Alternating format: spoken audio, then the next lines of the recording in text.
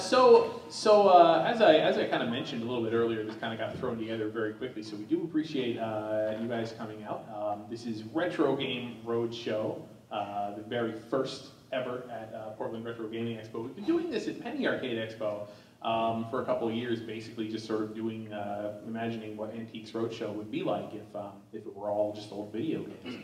And I think this is going to be a little different than doing it at PAX, because PAX is more of a general audience, and you can surprise them with anything.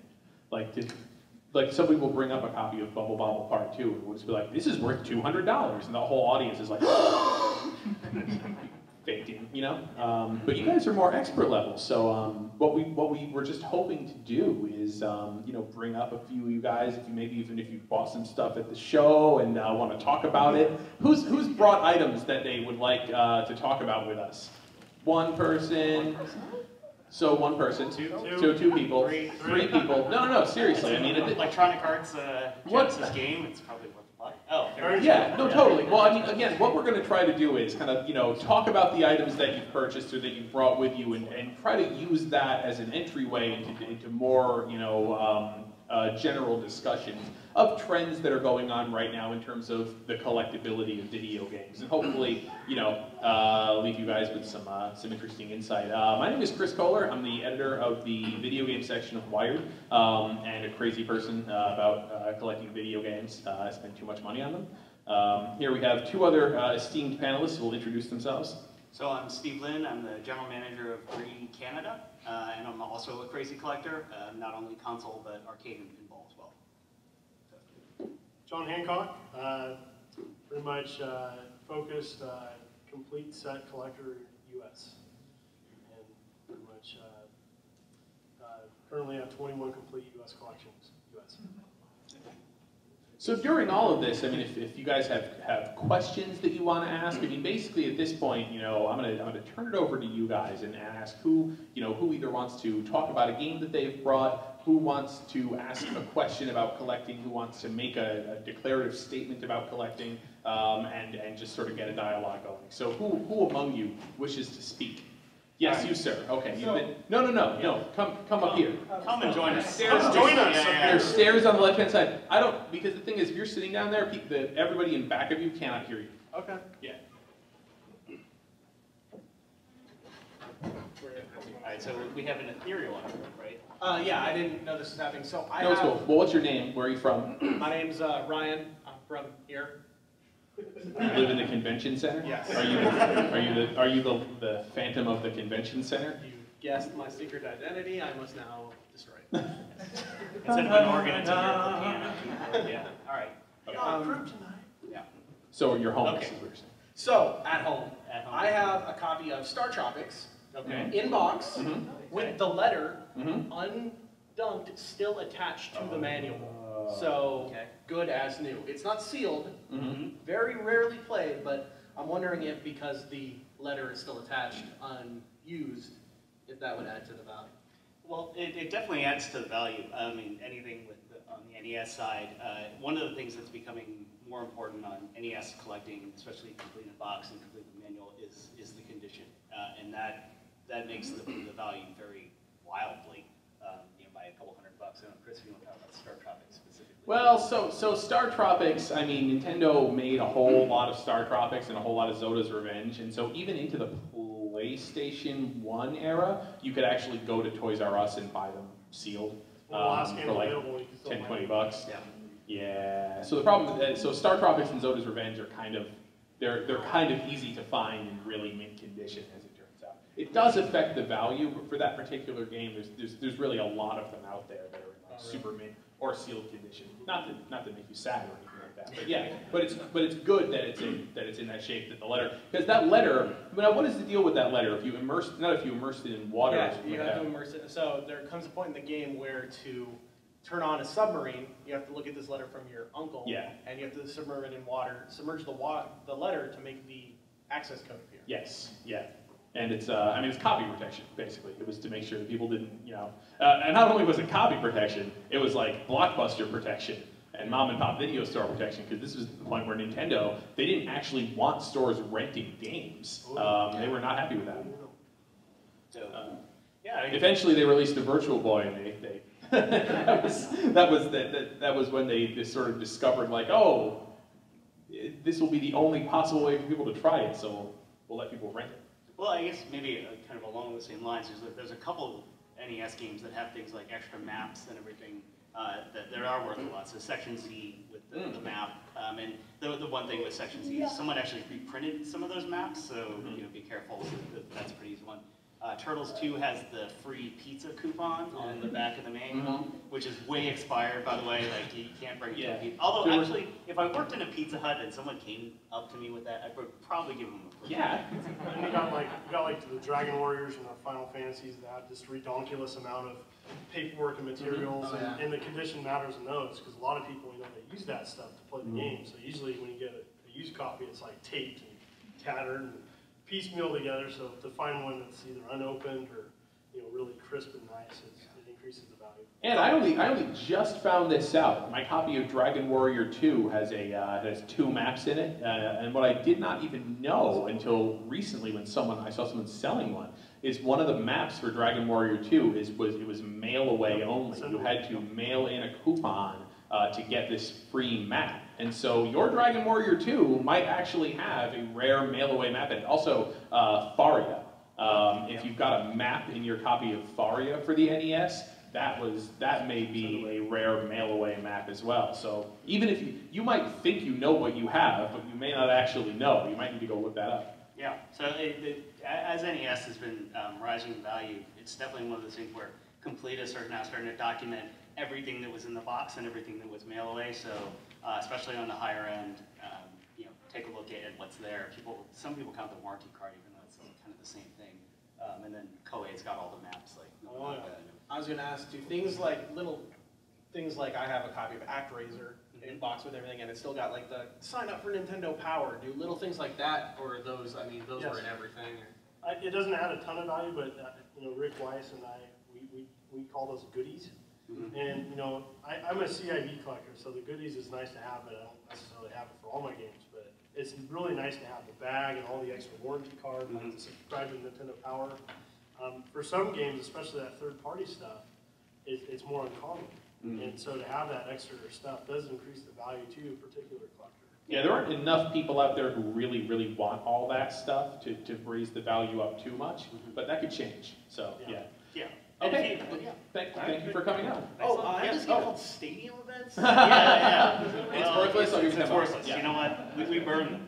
Who's next? Who wants to talk about stuff? This guy was super excited. Yes. You man in the front row with your video game. We'll get to you second, sir, with your Final Fantasy NES t-shirt. It's nice.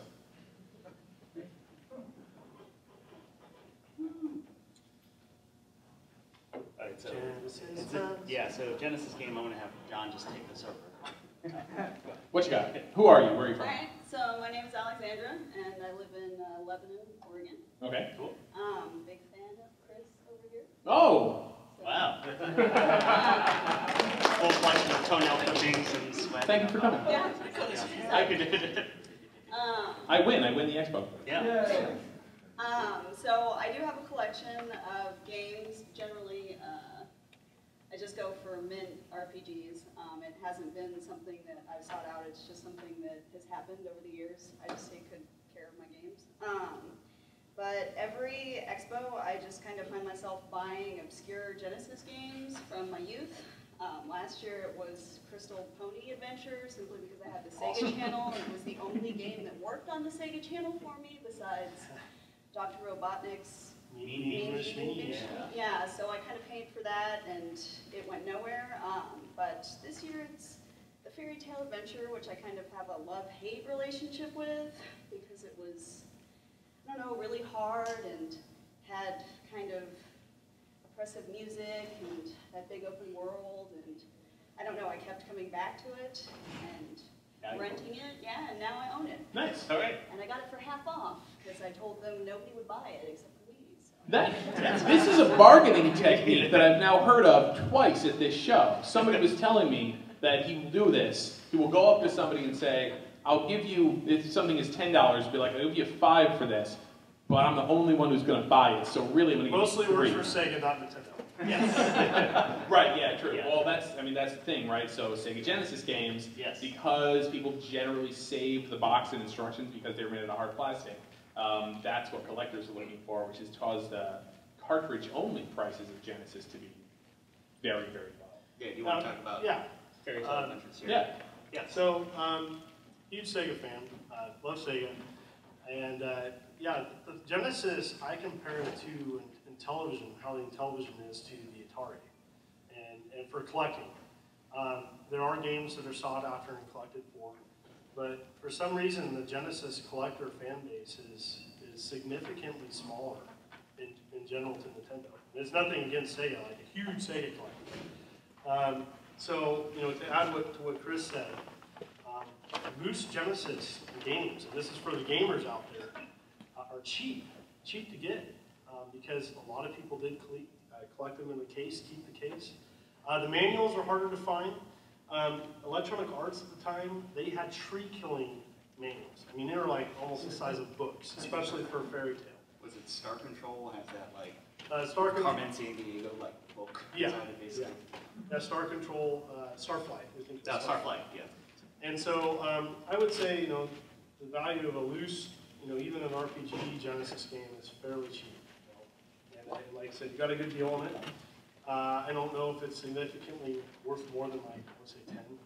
You know, it's an RPG, so it has some value, but because it's loose and, you know, it's got looks like a couple stickers on it, that's what I would give it. That's what I pay for it. Yeah. But I'll tell you, if you don't want to pay that much for collectible games, Yeah. like cartridge-only Genesis is a great way to go. Like one of the rarest Genesis games I saw, you know, somebody had a Crusader of Senti, you know, and it's like, you know, they're selling for $50. Wait.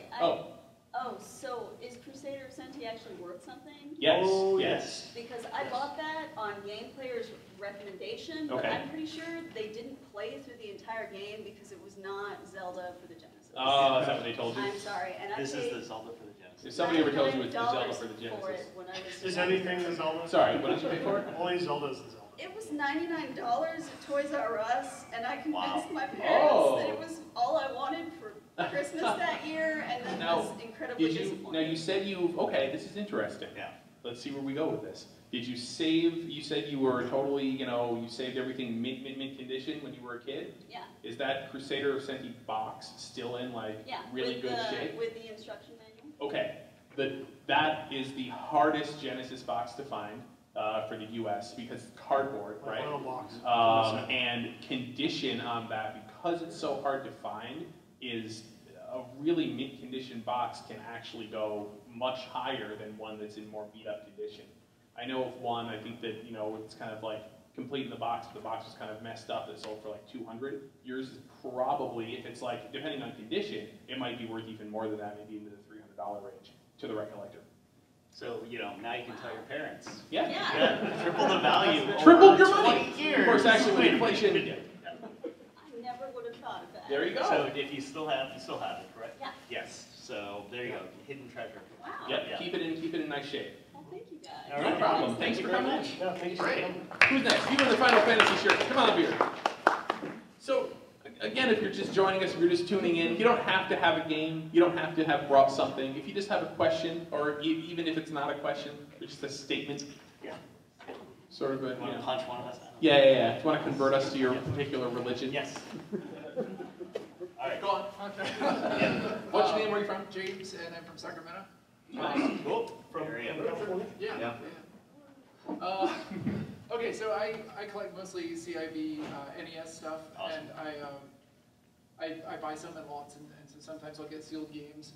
And I've always been a little unsure or a little unclear on just what the H-seam means and how, because they're repackaging a lot of stuff on eBay now. Yes. Yes, they are. Is there a definitive H-seam that you can always tell? And did they do that on all the games? And it sounds like no.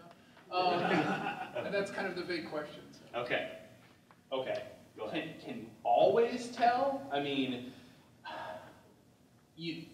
what you would want to do is get as many photographs as you can. So basically, I mean, people, you know, as you said, people are faking sealed NES games. And it used to be for a while, it's like, oh, well, if it has the H seam, which is when you flip it over onto the back, and there's a vertical seam running through the shrink wrap, you know, across the middle of the back, that would be factory, you know, factory sealed. But the problem is people, because there's a lot of money in this, have spent a lot of time and energy faking these. And so you've really got to look for it. Like it shouldn't be flat and perfect. You know, there should be like, you know, on the seams a certain amount of like bulging. Like sometimes the seam on the corners will kind of fold over in a sort of triangular fashion. The best thing for you to do before you buy anything is always like look at as many photos of that game sealed as you possibly can and see what it looks like. There's something else too. There's something else that you can do. If you all are secrets, man. If you, I know. All my thinking operation is now. So if somebody's showing you an NES game and it's sealed, if you open an NES game, if you open any game and fold that flap up, what you're going to do is you're going to remove some of the ink from the crease of the box, basically. So you fold the flap up in the back corner, it's gonna fold in on itself, and some of the ink on the box, especially on like black box games, is gonna fall away. So if you look at a game that's been opened, you are gonna be able to see if somebody has actually opened the shrink wrap, opened the game up, like a white line going around there. And so like compare if you have real sealed games or if you have games that have been opened in your collection, look, because you'll always be able to tell the box has been opened by a line. So look for that, look for damage or dirt underneath the shrink wrap. You know, there really shouldn't be any specks of dirt or smudges or, you know, stuff like that underneath the shrink wrap. But be careful. I mean, I was at, we were at, Classic Gaming no, Expo. Classic Gaming Expo, or Classic Gaming Expo. And there was a group of dealers who had a lot of, they had like high-end stuff. You know, they were serious about video games. And they had a sealed Super Mario Brothers 3. And I'm like, oh, can I see that? And they handed over. I'm like, this is resealed. And they were like, oh my God, somebody brought it into our shop and they sold it to us and I paid them $150 or whatever it was, you know? And I'm like, yeah, you got ripped off. Well, it sounds like for you, or when you're buying these lots, you get these sealed games. Is it something where they try to charge you extra because they're sealed, or No, you just want to know so what far, to do with these? If I do want to get into sealed stuff, I just wanted, yeah, I mean, what he's addressing is how to tell. Yeah. That sounds like it's really tricky to do on something like eBay. It is. Oh yeah.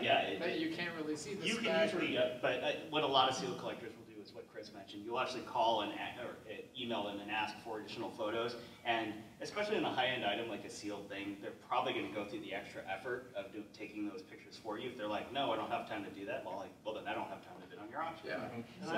And I would say there's concentrated sealed collectors with Nintendo stuff. Yeah. And I recommend some of the long-standing people on Nintendo Age for expert advice if you don't know. There's several people there that know their sealed stuff very well. I'm not a sealed collector, but I know enough if I can look at something whether it's resealed or not. But the best advice I can give is to get advice from an expert, especially one that's not interested in buying it. Yeah. So you're going to get a fair assessment, and the more people you can show, the better answer you're going to get for a determining factor. Now, it's kind of tough if you're going to buy it, but that's my advice. The more people you can share it versus one person. Because if you can show 3 experts versus one person, you're going to get a better answer. Just make sure it's not like a really good deal on eBay or something, and Right. they show it to the Nintendo Age guy, and they're like, hey guys, is this real? And then they're just gonna buy it. Yeah. But if you got a good deal on it, then even if it is a resale, you have something that's at least good shape. Yeah. Well, and then I think the last thing, and this is probably the most controversial part about sealed game collecting, is the video game, the ratings, where they brick. So for those of you who aren't aware, yeah, you can slap. It's basically you take a sealed game and you lock it in this acrylic case, and they give it a rating. It's like a 75, an 80, or whatever, and basically grade the condition of that sealed game, and then try to certify it. So there's been a lot of controversy whether or not, like, who are their experts that are grading these games? Could a fake get through? Someone said, I'm going to make a fake one and see if they grade it. They haven't really proven that yet, but that's one of the other ways that generally if you go through that much effort, and you really want to get into sealed game collecting, a lot of people tend to trust those sources. Thank you. Thank you. And John, I saw your collection on YouTube, and that's amazing. Thank you. Everybody should watch that. Thank you. Yeah, John has the most volume, I think, out of all of us up here. Yeah. In terms of the huge basement full of stuff. Yeah. Very No, it's a understanding garage, wife. right? Very understanding wife, yeah. I have it all organized in the garage. And, John, yeah. keep the stickers on stuff, right? Yeah, I can talk to you. You guys want to hear about that? That's a good question. He said John keeps the stickers on things, right? Yeah, so I have nothing against sealed collectors. I'm not one. Part of that is I do a series of movies to help fellow collectors out, and I unopen everything and show people what's inside a game. So I have a lot of connection, and I do. We'll start with Atari. There was a period of time, 83, 84, 85, when Atari games, it's the current video game crash, North American video game crash, in which the game industry in North America just went. So you have these crazy stickers you find on Atari games for like $2.99, $1.99. I keep all those on there because it's a timestamp. You know, this is a game that was first sale at JCPenney's for $1.99 during that time period.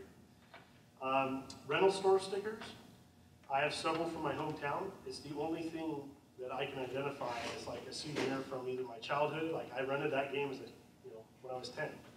Or the other reason I keep the rental store stickers on it is because that company's gone. That business is gone. That's the only thing surviving.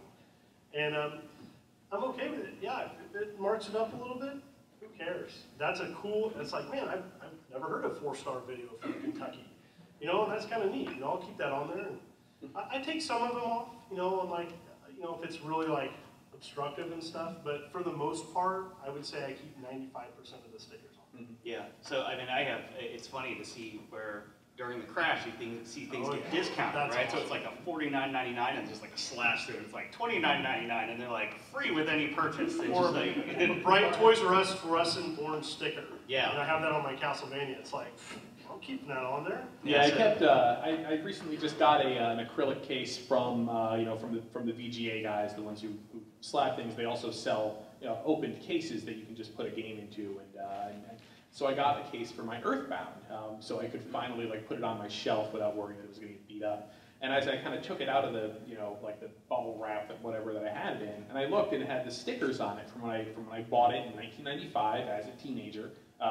From EB Games, and it was like, it had a sales sticker on it. I got it for $55, and I remember the day, like, trading in my copies of, like, Kirby's Pinball Land and stuff to, like, get trade credit towards Earthbound. And I was like, oh, well, I better take these stickers off. And then I was like, man, like, this is such a part of life. And it's like, I just remember this whole elaborate story about how I got this game. It's like, I'm leaving these stickers on. This is great. yeah, I mean, Also, so it's funny to have a copy of Earthbound that has, like, a sale sticker on it. yeah, I mean, so I have a box of stadium events, and I kept the price tag on it. It's $10.99. Oh, yeah. It's like now it's worth 1,000 times that. That's pretty amazing. So who else would like to come up and ask a question, show us an item you bought here at the show, or looks like no one. Well, wait, I know we have a special guest. I mean, would you like to? You can even advertise your new product. I can show some stuff. Come on. You can tell me. Okay. All right, let's see. Yeah, exactly. People You probably know know more than we do. So I'm very excited to say a last-minute addition to the last-minute panel. Nintendo's former game master, Mr. Howard Phillips. In fact, we're meeting in person for the first time. I've been emailing about this. But have a seat. So I brought a couple things. I didn't bring any games. I should have, but I'm doing Oh, that you on know, the website with the, yeah. I've got the prototype parts that I'm Right. putting on. Yeah, so it's for some reason, Howard only just recently decided, hey, I got boxes full of stuff in my closet from Nintendo from back in the day. I think I'm just going to, start pulling this stuff out. He's got prototypes of games that no one even knew were video games. And It's great. one of the coolest flyers of all time. Oh, gosh. It's the Now You're Knitting with Power. So, do you want to tell us about how Nintendo decided to get into the fashion Yeah, industry? this was about, I don't know, I'm guessing 89 or something, when we had been successful with the launch of the NES, and they were looking at doing some other things to kind of extend. NES flyers. There you go. And Wow. then the original ABS brochure. Yeah, so it's like, oh, it's a Nintendo. So when he says ABS, the machine that's actually featured on this flyer is actually on display in New York in the Nintendo World Store, and it looks totally different than the toaster that was released in the U.S. Yeah, you can see pictures of this. I started up a website when I cracked open the box of archives. I started up a website, Game Master Howard, on Facebook, and I just have been going through it slowly to show a bunch of different stuff. And I've taken some pretty good scans of this stuff. And some of this stuff, before you scanned it, I mean, it existed in legend. Like, people were like, oh yeah, there was a whole brochure for the Nintendo Advanced Video System, but nobody had ever seen it before. Yeah, so the controllers are actually wireless, was the original plan? Yeah, they had audio controllers which were awful. So if the dog walks in front of you, then Yeah, you well, lose it. you'd be playing and you go like this, and you hit another button and nothing would happen. Yeah. It was awful. I love the Logan's Run style. Yeah, I'm sorry, I'm like just staring at this and not anybody here, but It's like, you guys, this is so cool, I wish you could see it. So I got that stuff. Yeah. I got the original, Nintendo brochure when they actually this was for the event. CES, right? The CES in the winter of '95, and then this was in the summer prior to release. And I was curious, do people care about this stuff? I mean, is it worth it? I'm not trying to sell it. Yeah. Well, I'll take it. Yeah, exactly. As an NES collector, just general Nintendo collector, and especially one who's really interested in paper, things like brochures, this has never come up for sale, ever. So the only time some other collectors had talked about having it, or they found it in like a guy who used to work at Toys R Us or something, found it in there. And so it's really hard to say exactly what these are worth. They're really worth whatever someone is willing to pay. Now, I can talk about myself as a collector, and everybody here might freak out when you hear this, like how I would react. Well, so actually, it hasn't been an issue for me because Right. I'm not thinking about selling stuff. Because what I want to do is I want to share it with people, on the web. Because it's this lore that we all grew up with. I grew up there. I started there when I was 23 and left when I was 33. So, I was just a kid and played games and had fun with it. And Is there truth to the story that, as recounted in David Sheff's book, Game Over, that like everybody in Nintendo of America when Donkey Kong first came in was just like, we're dead, company's closing, we can't sell this game. But then what they said was, the one saving grace was that the red-haired kid that they hired to work in the warehouse couldn't stop playing it. He loved it. Yeah, well, so David Sheff embellished for entertainment value a number of things. That said, it was a very small company then I joined. I was just the fifth person on the payroll. It was really just Mr. Arakawa and two salespeople, Ron Judy and Al Stone, who had come out of the amusement business, which was pinballs, pull tabs, and then just then starting to see some arcade games. And Ron Judy and Al Stone were seeing all these other games that were, space games and, hardcore boy games and things like that. And they get this game from Japan that's, Donkey Kong, which has got this goofy name. And so for them, it was like, oh, there we go, we're done.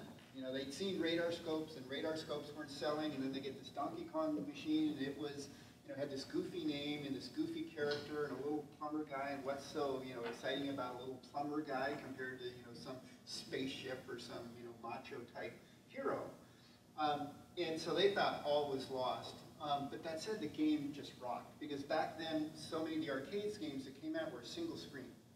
And they weren't, the earlier ones weren't Asteroids, etc., weren't color, and so you've got this really great color game, and then it had 4 levels, which was like 4 games in one to us back then. Like you play through that first level, it's like, what? A whole new level, and then there was rumors about, well, if you got to level 4, there's the pie board, Now, I swear my cousin got to play as Donkey Kong, and you chase Mario around. No, it's like, all these white buttons are in. So to answer your question, that Ron and Al didn't think the game was going to sell. Okay.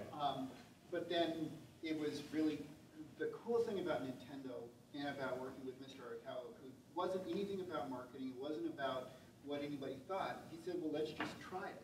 Let's put it out on the route, and we'll try it. And one of the things running the warehouse that I did is I'd go around to the 8 or so 7-Elevens and taverns and things where Nintendo had their test games out on route, and I'd just go and count the quarters. And then also munge with the dip switch settings that back then were very crude, and all we get to do is change like the number of lives or the number of minutes per life, or the number of, or a little bit about the difficulty or the number of bullets you hit, that sort of thing, for instance, for radar scope.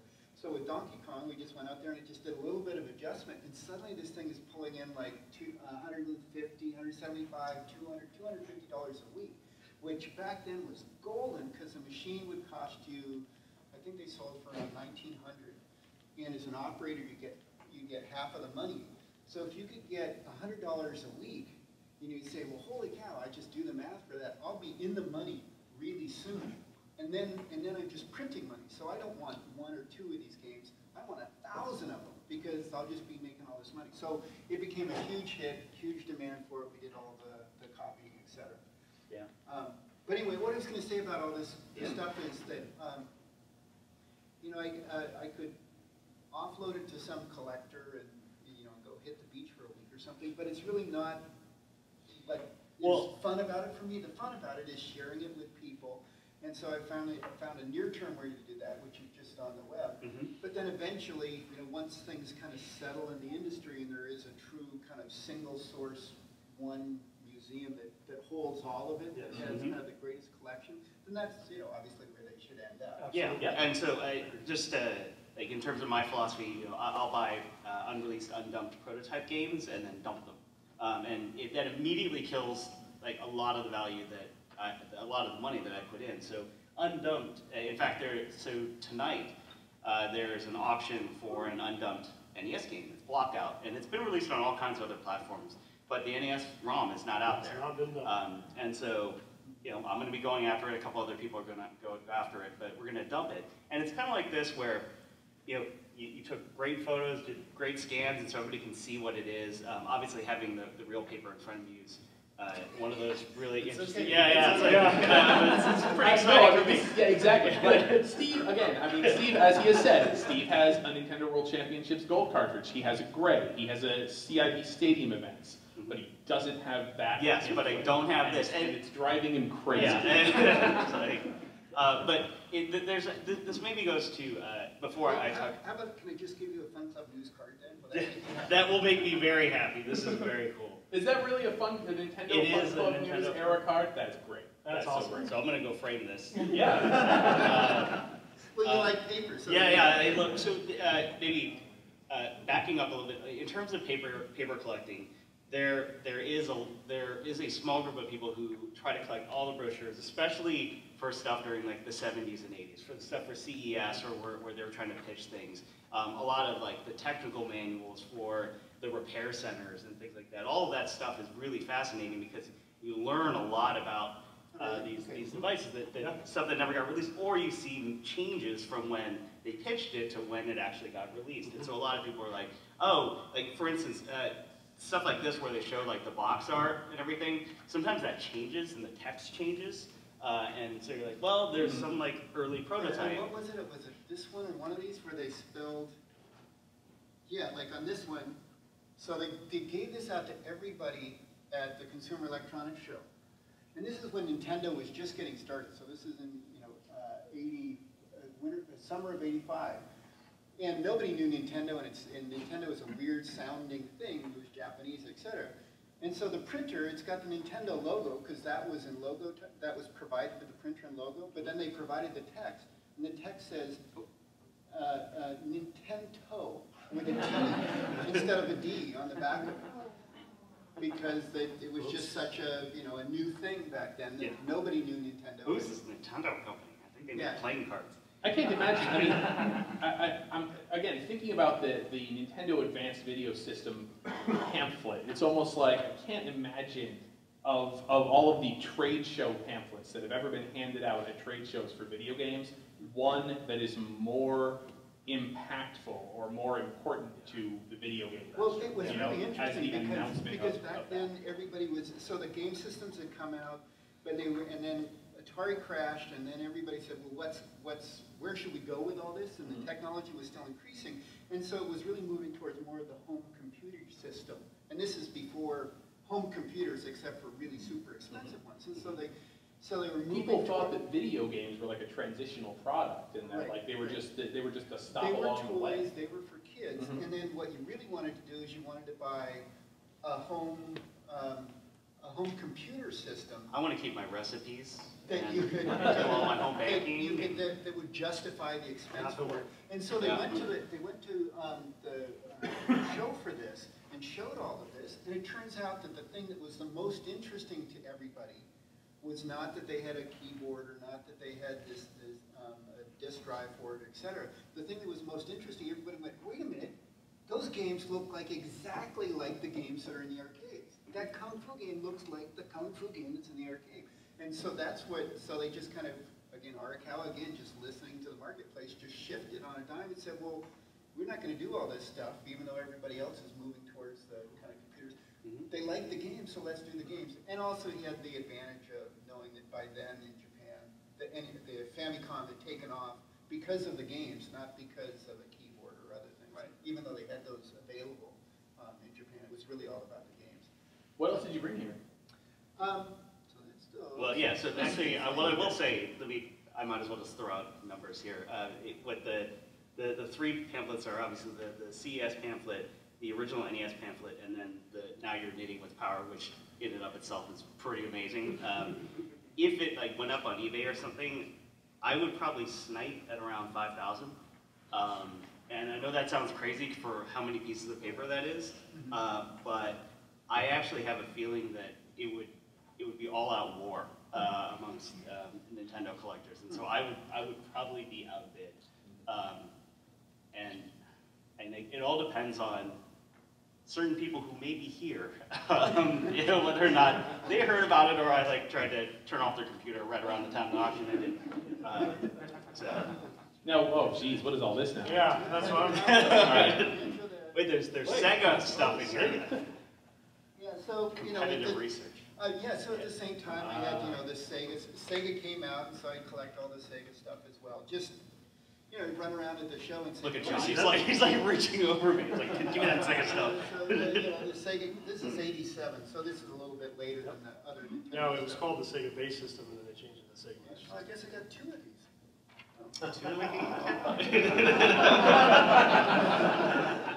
John's kidney will be up for auction later.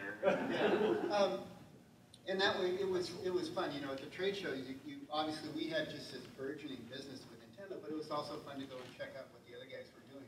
And frankly, you know, this compared to the Lunchbox, this is actually a little bit scary. The Zapper, their phaser wasn't. They, for whatever reason, their game, they put this little cursor on the screen. You see it jibbit around. It made it seem just less precise, even though it was accurate. When you say lunchbox, are you referring to the original, the design NES. of the NES? Oh, okay. Yeah. Interesting. Yeah, we all call it the toaster. The day it arrived in the warehouse, it was the Lunchbox. The lunchbox. Okay. Everybody changed terminology. Yeah, everybody Stop calling it the said toaster. Call Start the calling it the lunchbox. Don't call it the lunchbox. Canada has just been. Yes. I know, that's just, Yes. just the way it went.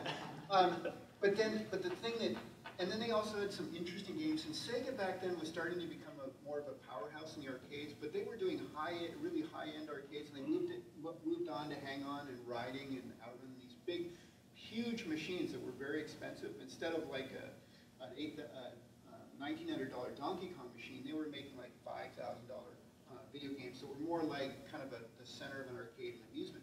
And you couldn't do that on the home system. So actually the arcade business was kind of shooting them in the foot because this didn't play the games in the arcade.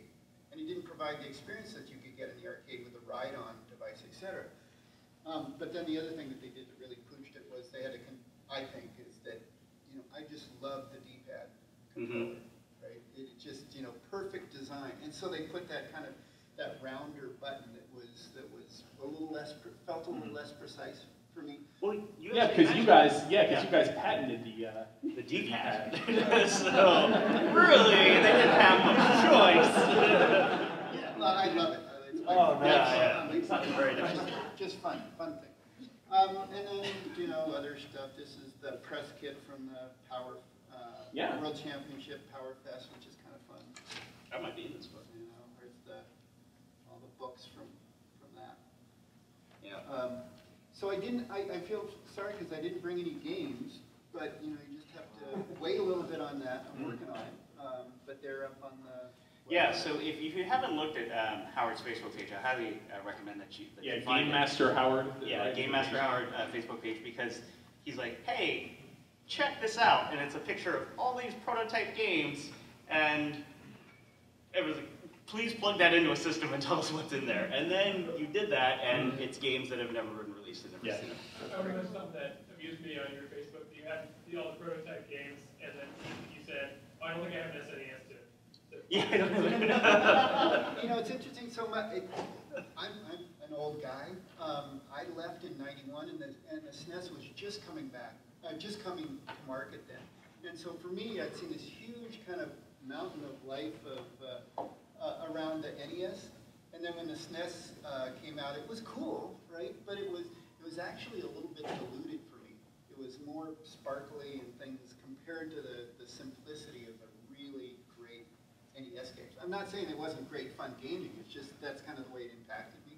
But the NES that I have is my original NES that I played all the games with. The one that I got in, in mid-'85, I've still got that NES. And my Game Boy is the first Game Boy that I got that I've still got. So it's kind of fun. Yeah. So I want to absolutely make sure while you're up here that we talk about your latest project. Okay. To everybody. So Howard, if you don't know, is actually he's got a Kickstarter going on right now. It's called it's for an iOS app, a game, a learning game called Game Master Howard's Know It All. Is that the official title? Or Yeah, Know It All? no, that's it. That's it. Okay. It. Yeah. So over the years, I love games. Been making games for years. Made over 150, 167 counting games. The last game I did was iOS Game of the Year, Infinity Blade. But I've always really been fascinated with kind of the deeper things associated with games. And one of those is that games are great for learning stuff in kind of knowing stuff. And we all think about all the stuff, all the information we know about games that we really didn't study and focus and say, okay, I've got to remember this, flashcard style or something like that. We just remembered it.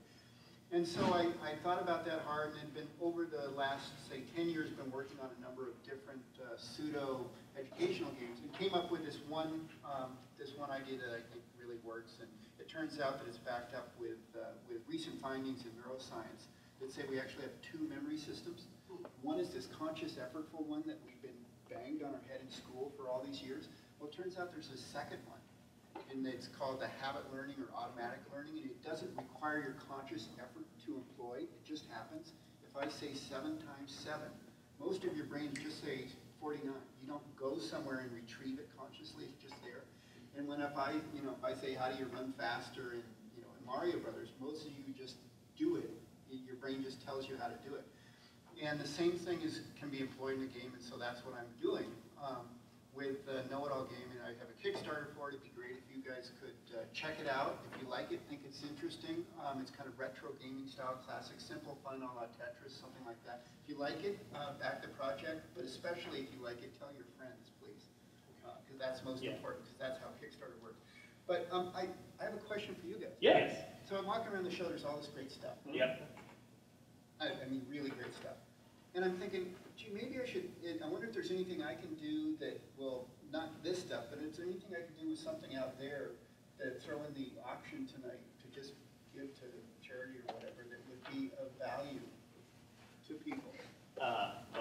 Anything that you've showed us? I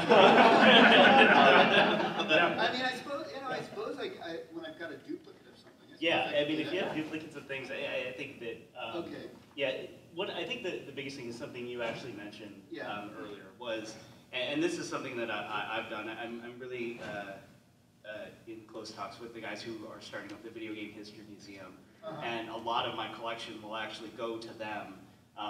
Definitely before I die, but as soon as they kind of get right before you. Right, but yeah, I'm dying breath. I'll be like, no, once they get things up and running, it's kind of like what you see in museums now. It's like on loan from, but in this case, I would just donate it. And things like this, a lot of you are collecting. Some of you might come across things that are one of a kind. And yes, there's some that you devalue something by dumping a prototype if you happen to find it or whatever. But also keep in mind that it doesn't do anybody any good sitting in your closet. So do what you can to at least get it out there, get it exposed, or at least, at the very, very least, get it dumped and archived so that if you have a house fire or something horrible happens, there's some archive of what's going on. So I think yeah, exactly. And so I think that's the big thing is just, even sharing with us, like putting things out on Facebook, there's all kinds of history in there. And we just want to get it out. So I've got an early version of Know-It-All of Howard's the app that he's trying to get kickstarted on my phone. So it's an early version. It is early, but I'll give you a guided demo of why it's so cool. If you come by the Try and Save booth, we're behind where Eonoid and Billy Galaxy are on the show floor. We're like right behind them, behind the curtain. So come by and I'll show it to you if you're interested. Can I say one more thing? That's that, it's really fun for me to come to events like this because you guys all share the fun, positive, happy memories of playing with your buddies and sharing tips with each other and being stuck in the same place and, then hearing some rumor and making it pass. It was the same way for me and we all share that. So, it's great to get a chance to talk to you. I guess people have questions for you. Sorry, we're just monopolizing the time. Go ahead. So today I just bought a copy of The Wizard on VHS. Yeah. And, From Korea, right? From Korea. Yes. That looks awesome, by the way. What? That looks awesome. That's a good pickup. I hope it's in Korean. Yeah. What is Korean for "He touched my breasts"? You're gonna find out. But I'm wondering, you worked there at NOA time, how much, because it's basically a 90-minute infomercial, did you guys have a lot of, were people there on the movie set? Yeah, there's one guy, Don James, who is a good friend of mine, was really spearheaded the support for the script and for the filming and et cetera, and he went to the set and things. I didn't. I was more focused on the games, and at that time, actually, Nintendo was kind of going like I don't know how to do it. It was going like this, and more stuff was going in. Games were being worked on, but then kind of more was going into marketing. We started seeing more stuff come out that was more marketing focused, not game focused, and I stuck with the games, not didn't spend time. Though people accused me of being like a shill or a spokesperson or something, and I wasn't. I was just I was the guy when they'd say, "Is this a good game or not?" Because we started getting inundated with names, and they didn't want to have a repeat of the Atari. I would say, "Well, it's okay," or "This one's really good," or "This one's great. We should do like a big spread Nintendo Power because it's so much fun." And this one, we should ask the publisher developer to make a different game instead. And so that was what it was all about, for me at least, was all about the game stuff. So, hiring a guy from Colgate, the toothpaste company, to do marketing, and all this kind of, oh boy, we're Nintendo stuff just really wasn't interesting to me, because it was, what was really fun is back then was the game. Of course, in hindsight, I walk out there and see all the great little tchotchkes, and I go, oh yeah, I remember that when that came out. So it's really fun that it's still around today. I have the Nintendo cereal system. Yeah. I know, but I've never eaten that cereal. It's like, why do I have a box of cereal that's 30 years old? Collector. Anyway, thanks everybody for coming. Yeah, thank you. Howard, thank you for coming up here. Thank you. Last minute trip.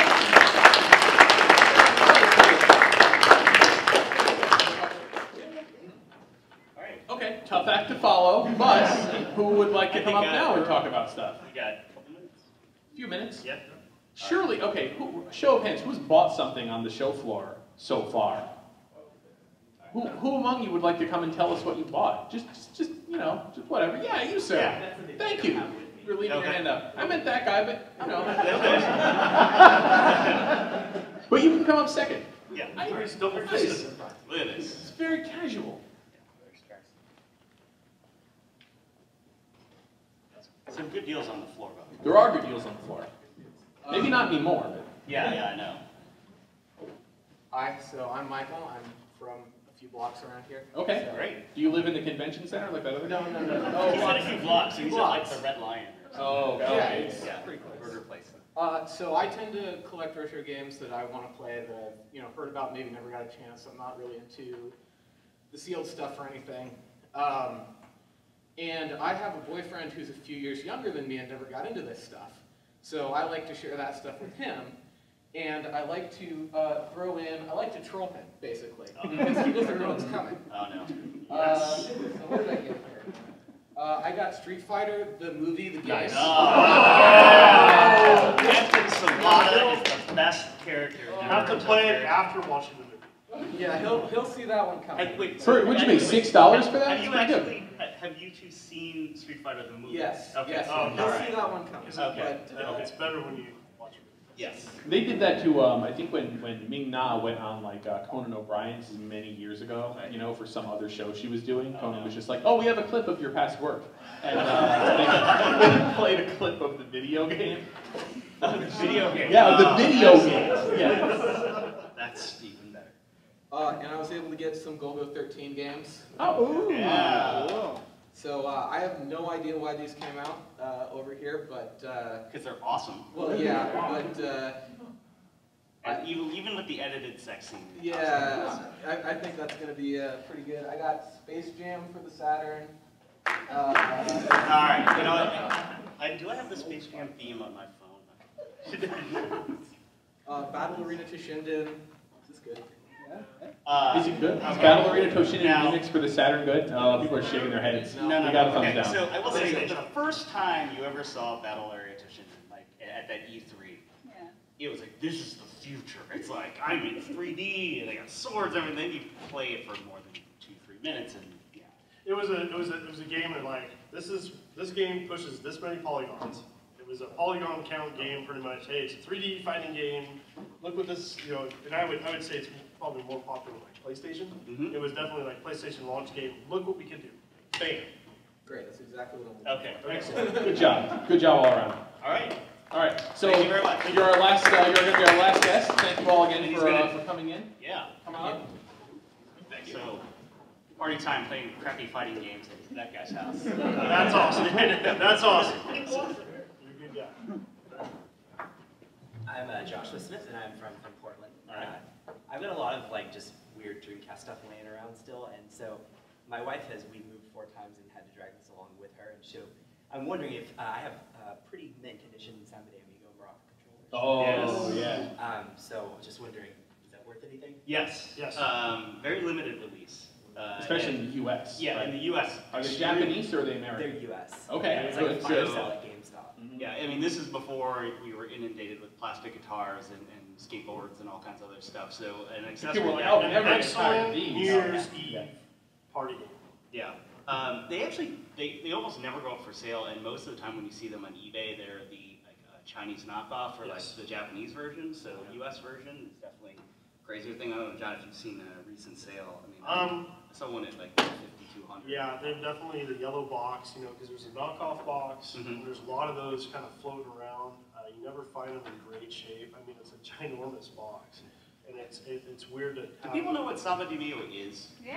Okay, all right. So just want to make sure. So there's definitely folks who are like, I understand that, maracas. It's fantastic, fantastic game. You know, and it's just like typical Sega games. Like, what the heck is that? And then you play it, it's like, all right, that's fun. Yeah. So that's definitely one of those boxes you want to keep dragging around with you. Oh, very nice. And just in general, like the Dreamcast, there's a lot of the fighting games, some of the shooters that have gone up in value. And Yeah, Dreamcast, there's very few games released in the US for the Dreamcast, so it makes people think, oh, I can't complete my NES collection, but maybe I'll try to go for a complete Dreamcast collection. And so as soon as multiple people start getting that into their heads, that's when the value of stuff starts going up because it starts coming off of the market. Yeah, and then the last thing is there was a lot of piracy, obviously, for the Dreamcast. So yeah, because everyone here pirated a Dreamcast game. But near the end, the print runs for a lot of those discs got smaller and smaller because they're like, well, we're going to sell to the hardcore, and then it's going to be a 0-day release on some download site. So especially some of the late releases stuff, and then the rarest is probably Sonic Limited Edition, which came with the Hollywood Video rental that was a couple months prior to $7,999. Yeah. And with the Dream, you know, we could rent the system, and it didn't have the modem. The modem wasn't ready yet, so they had a plastic shell in it. And sometimes you can find these Dreamcast systems, and it doesn't have the modem. And people are like, "What the heck is that?" Well, the modem wasn't ready, and it was only available at that time. Yeah, Hollywood Video. So yeah, but definitely a good purchase, and Excellent. hang on to it. Thank you. So, Thank you so much. Thank you very much for Thank you. coming up and telling us about it. Thank you guys. guys for coming. One more round of applause for our panelists. John Hancock didn't get to say a whole lot. I think he's just happy to be here. Steve Lynn, who, I mean, Steve mentioned this, but Steve is about to go and blow a whole bunch of money so that he can get an unreleased prototype and then immediately dump it, thus losing all that money so that you can play this game. Thank you guys for coming out, and have a good show.